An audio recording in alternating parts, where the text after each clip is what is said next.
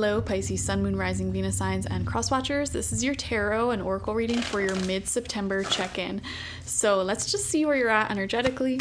What spiritual lessons are you moving through? What advice do you need to create the best rest of the month whenever you're finding this? What's going on, Pisces? So you have the Wild Woman coming out upright. It's very beautiful. You may be feeling much more drawn to your instinctive, passionate, wild nature. Wow, I'm getting so many random messages. Some of you guys are letting your body hair grow out.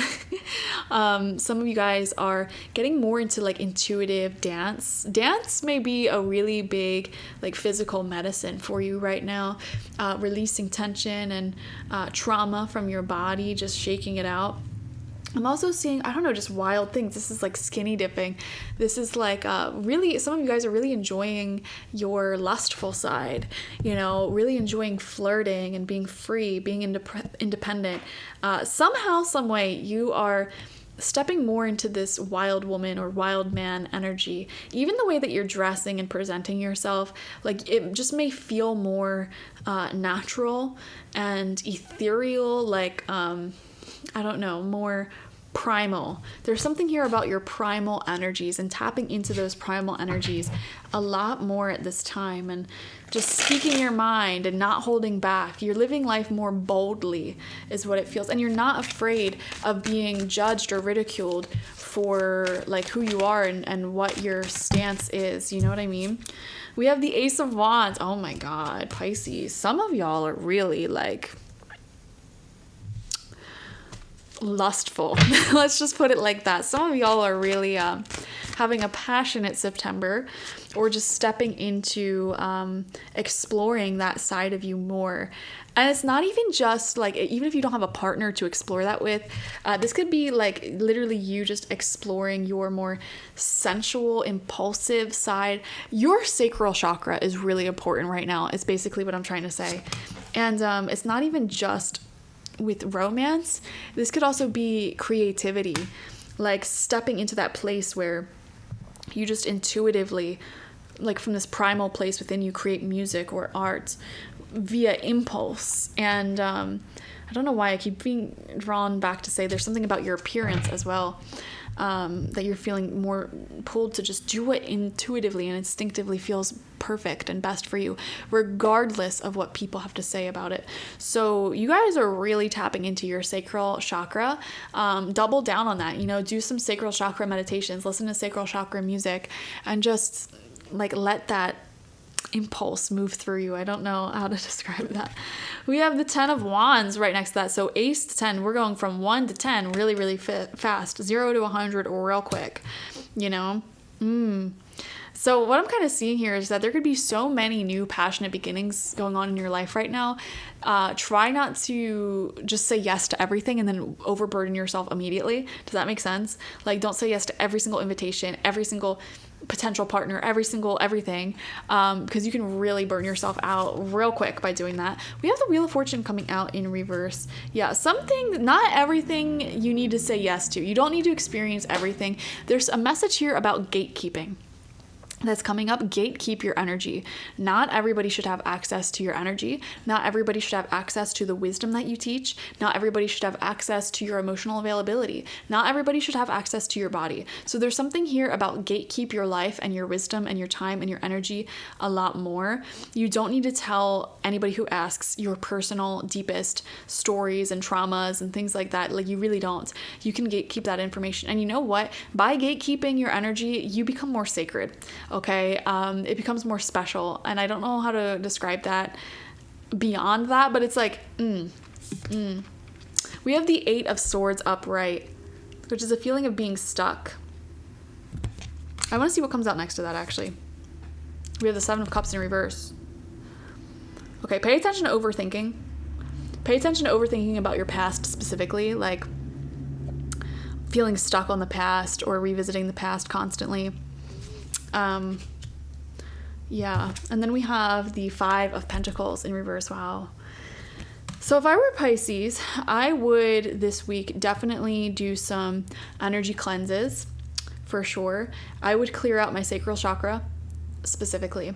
I would tap into my creative impulses, really getting in touch with my creative side more and more and more.